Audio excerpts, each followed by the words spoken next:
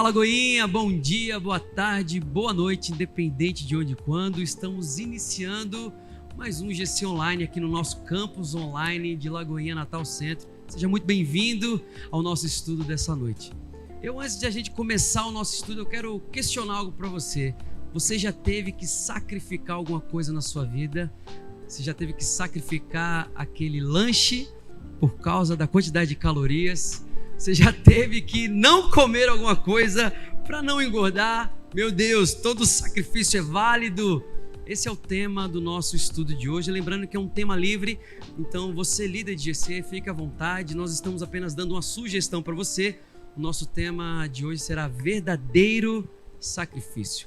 Baixe sua cabeça, nós queremos orar, consagrar esse estudo. Pai, nós te agradecemos. Muito obrigado, Senhor, porque o Senhor é o nosso sacrifício perfeito.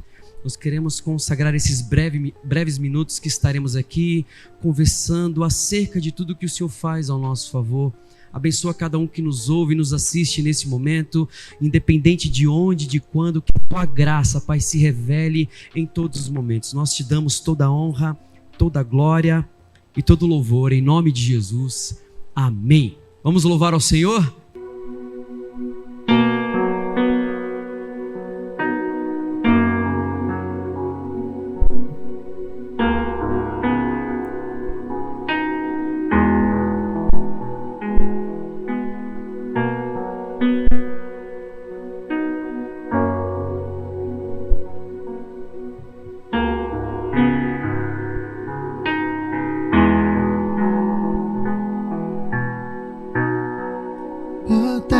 Estremeceu, sepulcro se abriu e nada vencerá seu grande amor. Ó morte, onde estás? O Rei ressuscitou, Ele venceu para sempre, para sempre exaltado é, para sempre adorado é, para sempre Ele vive, ressuscitou, ressuscitou. Amém, glória a Deus, Ele ressuscitou e essa é a nossa alegria. Eu quero fazer uma menção aqui de Mário de Andrade, escritor de Macunaíma. Ele disse: sacrifício é retirar-se para que o outro seja. Já outro poeta brasileiro, Carlos Drummond de Andrade, ele disse: os que amam sem amor não terão o reino dos céus. A concepção humana, sacrifício é não ser para que outros sejam. Já na concepção bíblica, sacrifício é ser para aqueles que deveriam ser, não sejam. Como assim? Jesus, ele se faz pecado no nosso lugar para que nós pecadores não sejamos condenados. É o contrário.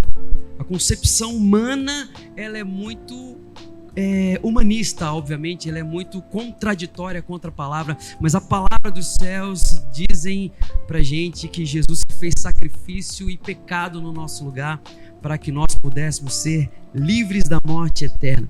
Eu quero ler aqui com você Hebreus capítulo 9, nos versículos 11 a 15, a palavra do Senhor diz assim: contudo, quando Cristo veio como sumo sacerdote dos benefícios agora presentes, Ele adentrou o maior e mais perfeito tabernáculo, não feito pelo homem, isto é, não pertencente a esta criação. Não por meio de sangue de bodes e novilhos, mas pelo seu próprio sangue, Ele entrou no lugar santíssimo de uma vez por todas e obteve eterna redenção. Ora, se o sangue de bodes e touros e as cinzas de uma novilha espalhadas sobre os que estavam cerimonialmente impuros os santificam, de forma que se tornavam exteriormente puros, quanto mais o sangue de Cristo, que pelo Espírito Eterno se ofereceu de forma imaculada a Deus, purifica a nossa consciência de atos que conduzem à morte, para que sirvamos ao Deus vivo. Por essa razão, Cristo é o mediador de uma nova aliança, para que os que são chamados recebam a promessa da herança eterna, visto que Ele morreu como resgate pelas transgressões cometidas sob a primeira aliança. Até aí. O escritor de Hebreus, que nós não sabemos muito bem quem é, ele é especialista em arrebentar a nossa religião. Ele é especialista em dizer: ei, o tabernáculo mais não, o sacrifício não mais, os símbolos não mais. Na perspectiva da antiga aliança, nós vemos o escritor de Hebreus dizendo que Jesus cumpre todas elas. Aquilo que era uma sombra, agora nós vemos de forma revelada na nova aliança em Cristo Jesus. No Antigo Testamento nós vemos o sangue do cordeiro nos umbrais das portas. No Antigo Testamento nós vemos a serpente esbraseada que foi levantada no deserto para que todos aqueles que foram acometidos pudessem ser livres da morte. O hebraico é Nehushtan, ou serpente de fogo. E o apóstolo Paulo fala claramente: assim como no deserto a serpente foi levantada, que Cristo seja levantado sobre as nossas vidas. E toda a simbologia do tabernáculo, tudo aponta para Cristo, ainda que no Antigo Testamento fosse uma sombra, mas agora é revelado naquele que é o Filho de Deus. Hoje eu trago para a nossa conversa duas pessoas maravilhosas que estarão aqui conosco, pastora Karina Mandel, pastor Paulo Rafael, sejam muito bem-vindos. E nós vamos discutir um pouco sobre aquilo, o que nós pensamos, de acordo com a Bíblia, o que é o verdadeiro sacrifício. Diante da perspectiva judaica da Páscoa, é possível apontar o sacrifício de Cristo como eficaz e suficiente para todos os povos, pastora Karina? Boa noite, graça e paz, Deus é bom. Deixa eu pegar minha cola, né? Porque depois dessa introdução toda, meu Deus... Vinícius de Moraes, Carlos Mondre Andrade, meu Deus do céu, aí pronto, aí tremi nas bases aí. Não é porque é um estudo de GC que não pode ser profundo, eu já estava pensando aqui só de dizer assim, ele falando qual é o verdadeiro, a gente conversando hoje mais cedo, o verdadeiro sacrifício, né? Aí eu queria dar o tema do GC assim, não foi o coelhinho, mas aí o pastor Renato não deixou, né? Eu ouvi essa semana um que era, não foi ovo, foi sangue, né? Foi chocolate, olha aí, sangue. Pois é, exatamente, não foi o coelhinho, aí ele não deixou, gente. Aí entra assim com a introdução dessa, mas vamos lá.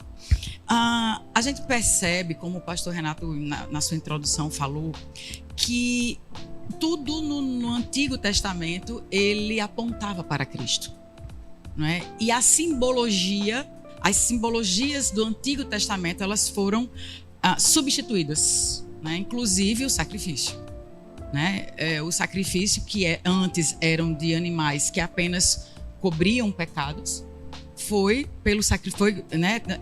substituído pelo sacrifício perfeito de Cristo, que é o sacrifício que ele não só apaga o pecado, ele aniquila o pecado. Ele se fez pecado para que nós, nele, fôssemos feitos justiça de Deus. Então, é completamente diferente. E aí, quando a gente fala de simbologia, eu já quero dizer para você o seguinte: essa simbologia do Antigo Testamento, de fazer cordeiro, né, de passar sangue, são apenas sombras, apenas coisas que apontam para Cristo. Mas na nova aliança, a gente não comemora a Páscoa desta forma. Nós comemoramos a Páscoa num novo memorial.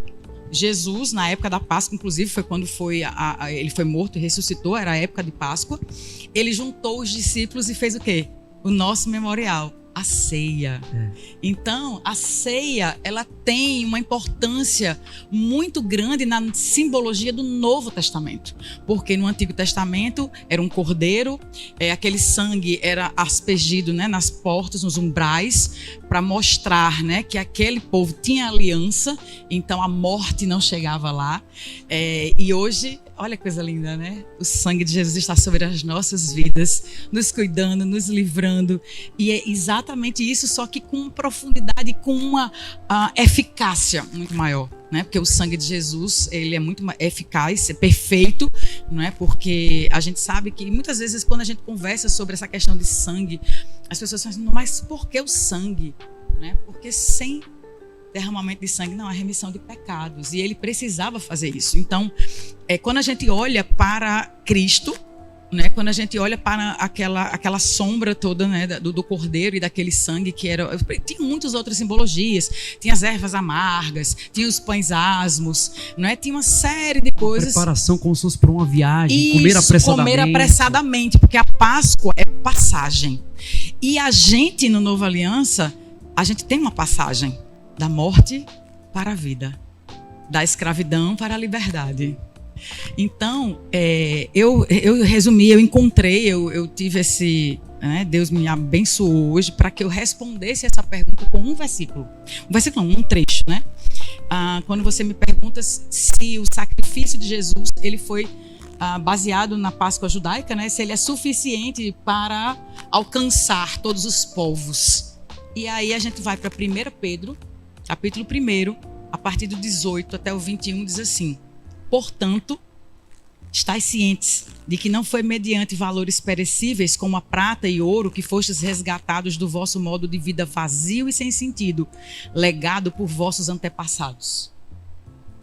Mas fostes resgatados pelo precioso sangue de Cristo, como o de cordeiro sem mácula ou defeito algum, conhecido de fato antes da criação do mundo, porém revelado nestes últimos tempos em vosso favor. Por intermédio dele, credes em Deus, que o ressuscitou dentre os mortos e o glorificou, de modo que a vossa fé é a esperança, estão firmadas em Deus. O sacrifício de Jesus, único, perfeito, ele é tão lindo, o sacrifício de Jesus, porque na cruz ele paga o pecado de toda a humanidade, antes, durante aquele período, até os pecados que vão ser cometidos por pessoas que ainda irão nascer, já estão pagos naquele ato de sacrifício perfeito de Cristo. Então ele alcança sim, além de alcançar ele alcança todos os povos, línguas, nações. Ele veio, como João diz, né? Ele veio para que todo aquele que nele crê não pereça, mas tenha vida eterna. Amém, glória a Deus. E é engraçado porque a promessa de Abraão é isso: em ti serão benditas todas as famílias da terra. E Apocalipse fala: todas as línguas, povos e raças ou nações virão te louvar. Então esse sacrifício ele abrange não somente uma comunidade, porque a crença era: nós judeus, nós Israel somos a terra santa, então é só pra gente. Mas Jesus, como João disse no seu prólogo, veio para os seus, mas os seus não receberam. Mas a todos quantos o receberam, deu-lhes o poder, ou autoridade, ou direito de serem feitos filhos de Deus. Então é um sacrifício abrangente. Sabe um texto que eu acho lindo, que é Gálatas 3, 13 e 14, que diz que Cristo nos resgatou da maldição da lei, fazendo-se maldição no nosso lugar. E aí ele diz o porquê, né? Ele diz que maldito todo aquele que for pendurado em madeiro. Aí ele faz: para que a bênção de Abraão chegasse até nós. Cristo foi feito maldito naquela cruz, para que a bênção que foi destinada a Abraão, àquele povo, chegasse até nós. Por isso que bendita será todas as famílias da terra em ti, Abraão. Quando você parar para pensar na realidade desse questionamento, de como trazer a veracidade do sacrifício de Jesus para uma realidade de suficiência, é só você trazer o contexto também além daquilo que foi feito no próprio tabernáculo. Porque um cordeiro que era entregue ali fazia-se necessário que o sumo sacerdote, com tamanha consagração, ele por dias e dias se consagrasse, até do seu sono ele se privava para não ter sonhos impuros, sua roupa, as pedras que ele colocava sobre si, tudo que ele levava como especiaria ao Santo do Santo, todo o contexto de preparação do sumo sacerdote. E tantos homens foram consumidos pelo seu pecado ao entrar na presença do Santo dos Santos. Porque no contato que eles tinham com o ambiente do propiciatório, o pecado que neles estava os consumia. E isso fazia com que o sacrifício deles não apenas não fosse aceito, como também a relação de Deus, o Pai, com Israel fosse conturbada durante aquele período. Porque o holocausto que a nação oferecia para Deus não era aceito. E a única prova que eles tinham de que o sacrifício do sumo sacerdote era aceito, era se o sumo sacerdote saísse do Santo dos Santos vivo. O sininho que balançava, né? Se ele fosse consumido no ambiente do sacrifício, é porque o sacrifício não era válido, como no questionamento, não era real. Então, como que eu tenho a prova de que o sacrifício de Jesus ele é válido e suficiente, sangue perfeito, realmente válido para mim, para você que nos assiste, para nós aqui? É porque o sacrifício de Jesus mostra para nós que, ainda que o sumo sacerdote tenha se feito cordeiro e se entregado ao terceiro dia, ele sai vivo. Então, não apenas o sumo sacerdote sai vivo, como a nação por ele representada agora tem vida e paz com Deus. Assim como Israel era propiciado e trazido de volta para um ano de prosperidade, assim como Isaías fala, eis o ano aceitável do Senhor. Cara, nós estamos na vida, não mais no ano aceitável, nós estamos na vida aceitável do Senhor. Porque o sacrifício feito por nós foi aceito. O sacerdote saiu vivo, o cordeiro virou leão da tribo de Judá, e é assim. Então, esse é um sacrifício que não resta dúvida para nós. Amém? E você vê esse contraponto, você falando sobre a consagração do sacerdote. Nem dormir para não ter sonhos impuros. Mas nós vivemos numa sociedade hoje que ela já não está nem mais aí para essas coisas que são santas. A diferença entre o que é santo e o que é profano. As pessoas, elas amam o profano, né? Essa sociedade pós-moderna, essa sociedade avançada, tecnológica, que já não vive mais na globalização, mas na iteração total e global, essas pessoas, elas já não têm mais a concepção verdadeira de santidade do que é a verdadeira Páscoa. Na verdade, a concepção delas é o comércio. A concepção hoje da Páscoa, você liga a televisão, que é a Páscoa, é o coelhinho da Páscoa que traz para mim 1 ovo, 2 ovos, 3 ovos, assim. É tão caro que eu não sei como se compra 3. Mas a música fala que é 1, 2 e 3. É porque na época dessa música se comprava 3, Hoje em dia, gente, nós precisamos ressignificar até essa canção também. Pois é, porque eu vou lhe dizer, para mim, que eu sou publicitária, né? Então, a gente existem datas que são importantes para a economia, para o comércio, né? Faz parte, mas até onde isso pode mexer com os nossos valores? Essa é a questão. O comércio, né? Não, o problema não é o comércio. O problema é quando o comércio interfere nos valores. O significado que você coloca. O comércio vira conceito, né? Isso, exatamente. E eu queria exatamente questionar isso. Como é que nós podemos viver diante dessa realidade mundana? Como é que nós podemos não apenas reconhecer a verdadeira... Como é que nós podemos reconhecer a verdadeira Páscoa, o verdadeiro significado, não apenas reconhecer, mas lembrar e praticar, pastor Rafa? Olha, em Mateus capítulo 26, existe o testemunho de uma mulher que interrompe a refeição do Senhor na véspera do seu sepultamento. E ao entrar naquele ambiente, ela despeja um vaso de alabastro que contém um perfume caríssimo, a palavra chama de um nardo puro. As versões do texto bíblico, né, além de Mateus, conta que ali havia aproximadamente 300 denários, um ano de trabalho.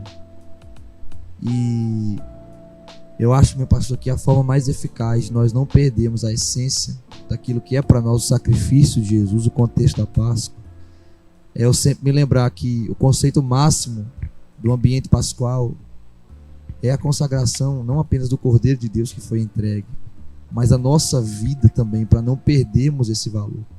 Porque quando Judas interpela o ato de consagração daquela mulher, falando assim, que absurdo, esse perfume poderia ser vendido e o valor dado aos pobres, cara, ele foi o primeiro comerciante da Páscoa. Porque ele interrompe a refeição da véspera da Páscoa, da véspera do sacrifício, e fala assim, vamos transformar esse perfume em ovo, cara. Vamos vender isso. E dar aos pobres. O discurso, né, de dar aos pobres, na verdade, é para ele. Que na real ele queria roubar, né? O próprio texto bíblico diz que ele intentava isso porque tinha acesso às finanças do reino. Então, ele foi o primeiro comerciante. Só que no mesmo texto existe 2 personagens. Existe um homem como ele, que está literalmente, né, pervertendo o conceito pascual. Mas existe uma mulher que responde a esse questionamento porque ela não deixa perder a essência do ambiente sacrificial da Páscoa, porque ela entra, interrompe, quebra aquele vaso, ela, sabe, aos pés do Senhor ela lança. O texto bíblico diz que ela enxuga com seus cabelos, e mesmo que ela tenha sido, né, quase paralisada, o Senhor Jesus interrompe aqueles homens dizendo assim, parem, porque ela me prepara para o meu sepultamento. Então, em outras palavras, ele está falando assim, ela é a primeira que não perdeu esse conceito Ela pascual. entendeu, né? Ela entendeu. Então, enquanto vocês se questionam, ela sabe tanto que é a Páscoa que ela me prepara para isso. Tinha que ser uma mulher, desculpa. Eu concordo. Higiênica desse jeito, um perfume assim, era uma mulher mesmo. Não, mas a sensibilidade. Total. Porque ela botou todos os homens ali no bolso. Total. E assim, o ambiente pascual não foi um lugar de fuga para ela. Ela não fugiu disso como nós fugimos, transformando no começo. Do contrário, ela tinha tanta consciência que Deus disse que ela me prepara para isso. Ou seja, ela tem essa consciência. Cara, e isso precisa queimar em nós. Sabe o que eu acho lindo nesse texto, Rafa? Que Jesus disse que aonde esse evangelho for pregado, essa mulher será lembrada por esse momento. Olha que profundidade. Porque ela entendeu o verdadeiro sentido da Páscoa, da preparação, da consagração, do amor ao Senhor, da entrega, da santidade. E aí ela será lembrada. A gente está aqui falando dela hoje. Agora mais uma vez. 2000 anos depois. Você vê, João fala que essa mulher Maria é a irmã de Lázaro. Ela, em ingratidão, ela viveu algo. Eu acho que é impossível alguém que teve uma experiência com Cristo não ter essa consciência da Páscoa como essa mulher teve. Porque a Páscoa para ela não era apenas a ressurreição do irmão, mas era a salvação do futuro dela e a consciência, como você falou, de que aqui está o Cordeiro de Deus que vai tirar o pecado não só meu, mas do mundo inteiro. Então eu estou preparando o corpo dele conforme o embalsamamento judaico, mas eu estou fazendo isso porque eu sei que essa aqui é a verdadeira Páscoa. Esse cara aqui é o verdadeiro sacrifício, é alguém que pode ir no meu lugar, porque se fosse por mim mesmo eu não conseguiria nem me salvar a mim mesmo, eu não conseguiria salvar a mim mesmo. O sacrifício dele é global, não é só para mim, é para todos. É possível que a entrega dele supra a necessidade da ira de Deus sobre todas as pessoas. E é muito genuíno, né? Porque o texto bíblico diz que quando Maria Madalena, junto a outras mulheres, correm ao sepulcro de Jesus para ungir o seu corpo, elas iam fazer um procedimento semelhante. Elas iam... Cara, mas a consciência dela foi, sabe? Ela se antecipou. Ela foi. Porque as mulheres, quando chegaram lá, o anjo fala: olha, não tá procure, aqui, não tá mais aqui. Que mas procuram ela, que vive entre os mortos. Mas ela achou, sabe, o que ardia, essa consciência que nós estamos falando agora, fez ela chegar a tempo. Isso é maravilhoso. Maravilhoso. E aí nós vemos Jesus indo à cruz, subindo a cruz. E é isso que eu acho mais chocante do propósito do ministério de Cristo, porque ele mesmo fala: minha vida ninguém tira, eu a dou. É intencional, a entrega da vida de Cristo é intencional. Os judeus crucificaram a Jesus, mandaram matá-lo. Não, fazia parte do plano de Deus a morte. Então estava tudo conforme os planos dos céus. Até que tudo se cumpra. Na eternidade. Mas onde é que a cruz entra aí? Talvez é onde está a dúvida de muitas pessoas. E a cruz? É o meio da história aqui ou é o princípio de tudo? É o meio, porque a cruz aparece no meio, ou é o princípio? Aí eu volto naquele versículo que você leu de Pedro. Sim. Ele é o Cordeiro de Deus, conhecido antes da fundação do mundo, revelado agora. O que é a cruz pra gente? A cruz, naquele momento, né, quando Jesus entrega a sua vida por nós, como você fala, né, é o início da nossa redenção. É a consumação, na verdade. A nossa redenção começa quando Jesus vem, né? Ele vem e vai cumprindo. Porque quando a gente vai pegar tudo que estava escrito sobre Cristo, né? Quando a gente vai ver Jesus, quando a Bíblia diz que ele veio cumprir a lei, né? Ele não veio revogar, mas ele veio cumpri-la, né? Esse cumprimento da lei, ele veio fazer tudo aquilo que estava escrito a respeito dele. E a cruz... Desculpa, então, o grego é plerô. Plerô, é isso. Completar o que faltava. E é plerô, né? Tem o... Plerô, Plerô, isso. Então, assim, quando ele veio cumprir né? Não era apenas executar a lei, não era apenas cumprir rituais da lei, mas ele veio cumprir no sentido de ele veio completar, Isso. ele veio fazer tudo aquilo que estava escrito a respeito dele na lei dos profetas e nos salmos. E quando ele cumpre, na cruz é o cumprimento.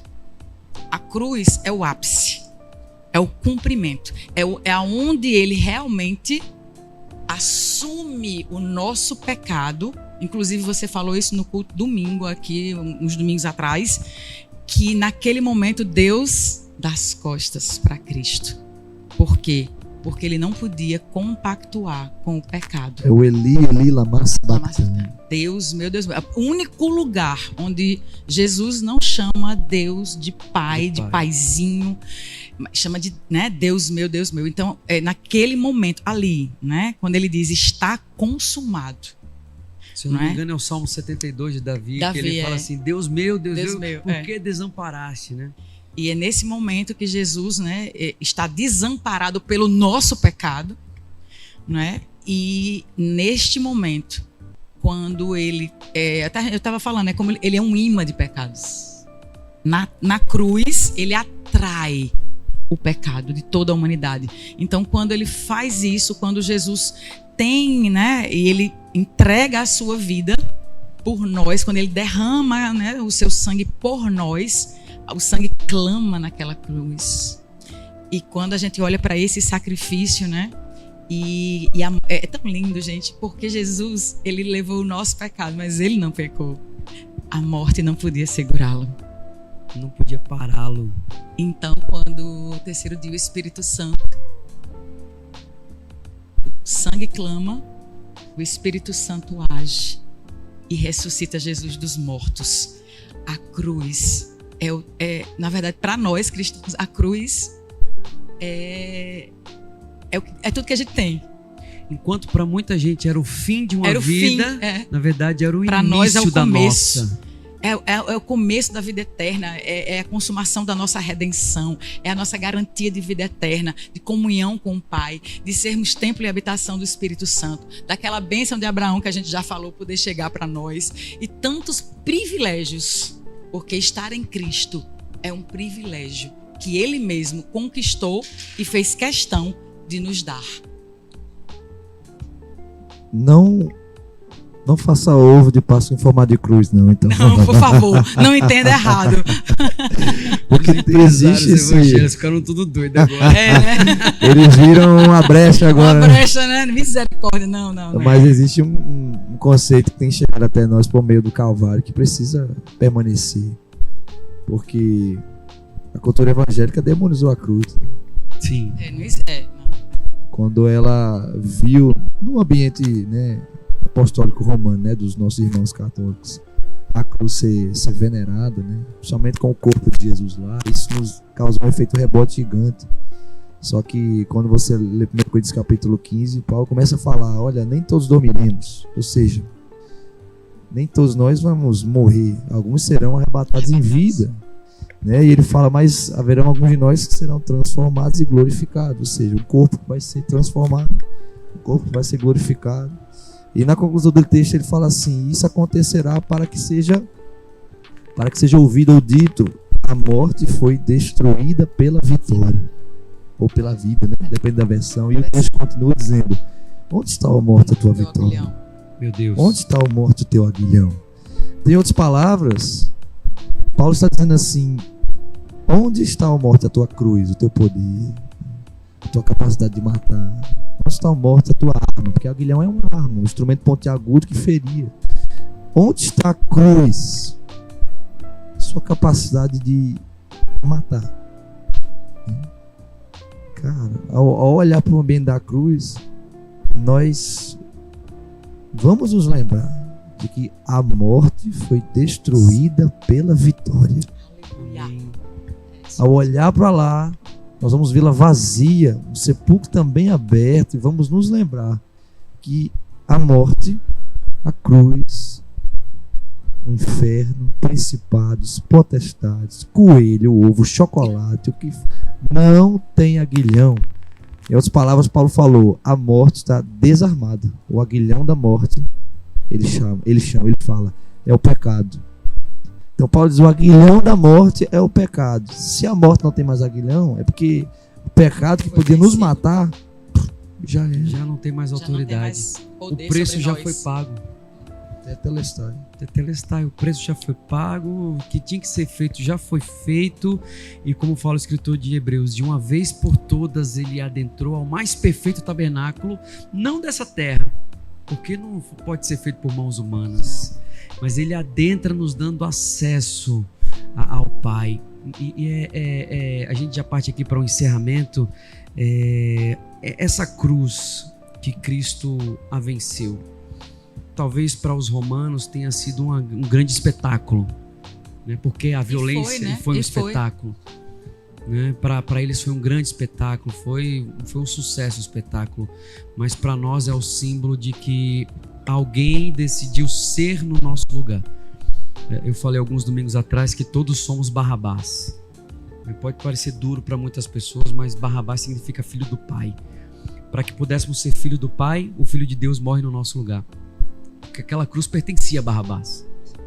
Se as pessoas liberassem a Jesus, quem ia para a cruz era Barrabás. Então não ia ter o Henry, ia ter Barrabás. Então todos somos Barrabás, porque a cruz era nossa. Mas ele falou assim, relaxa, porque eu estou no propósito e eu vou subir lá para você ser filho do meu Pai também.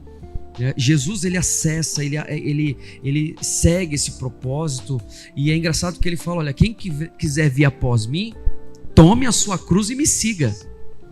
E isso é o que eu mais... É muito chocante para o nosso entendimento cristão, porque cruz é símbolo de morte.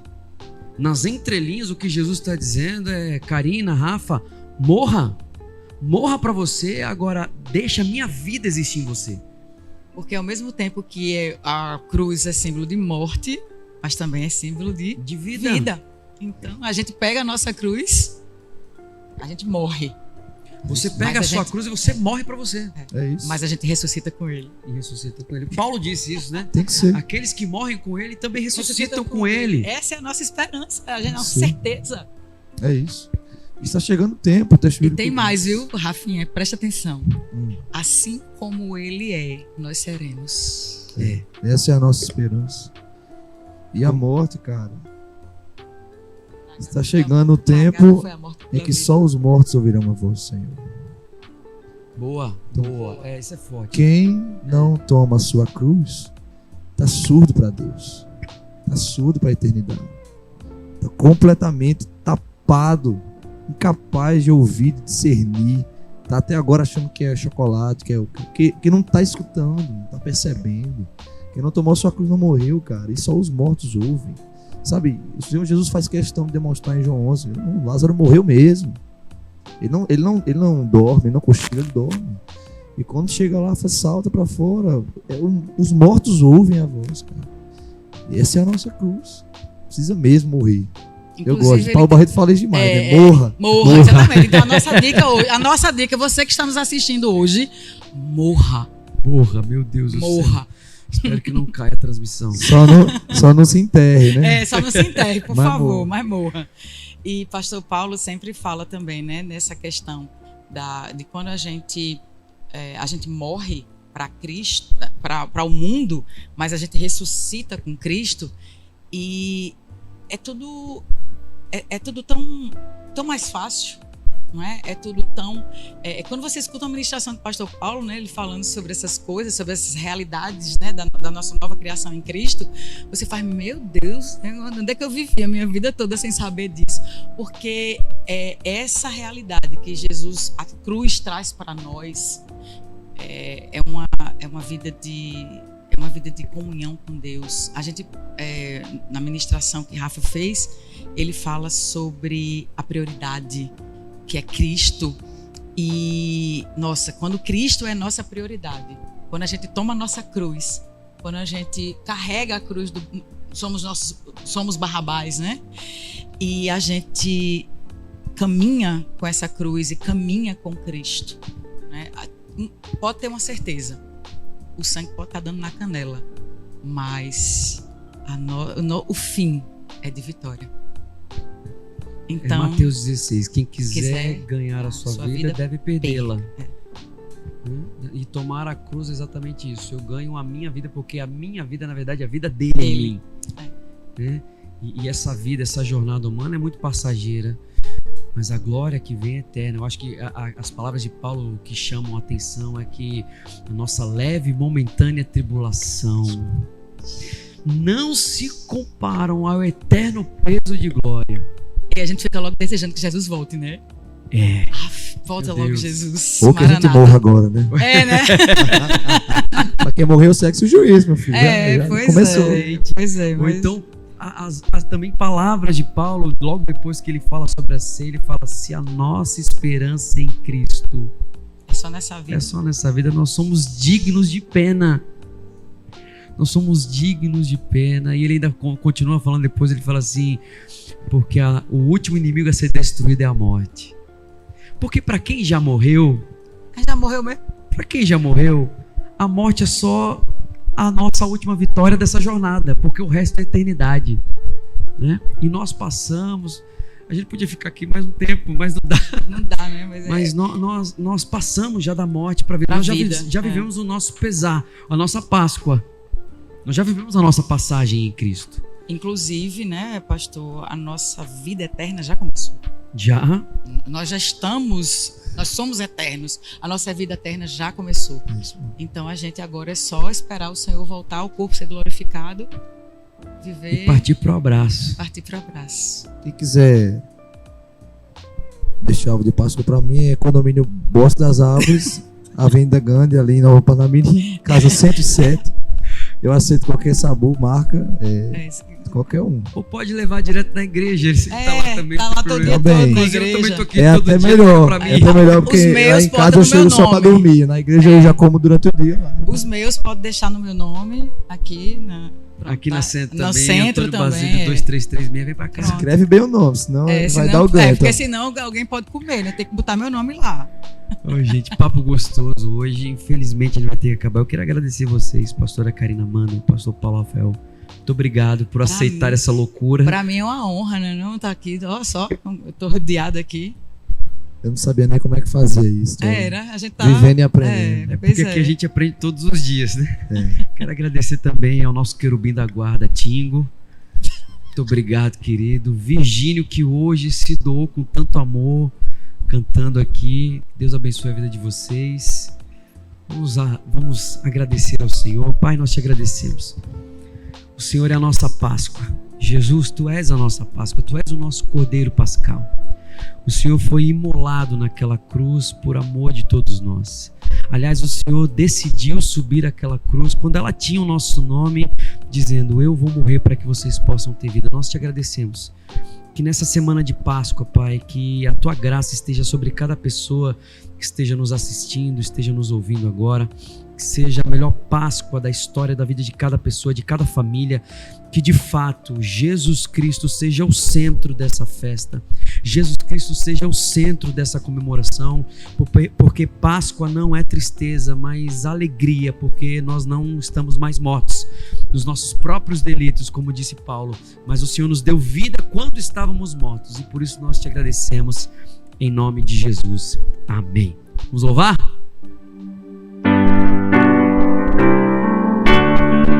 Celebrar o Senhor porque Ele vive. Celebrai a Cristo, celebrai. Celebrai a Cristo, celebrai.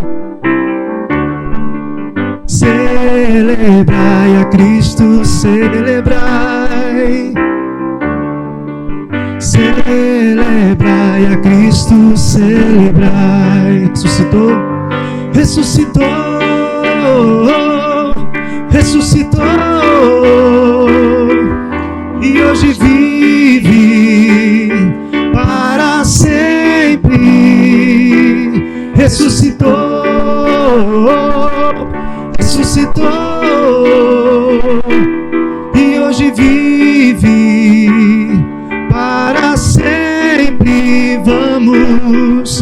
Vamos celebrar, hey!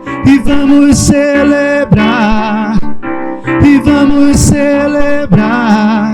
Ressuscitou o Senhor e vamos celebrar. E vamos celebrar. Oh, e vamos celebrar. Ressuscitou o Senhor.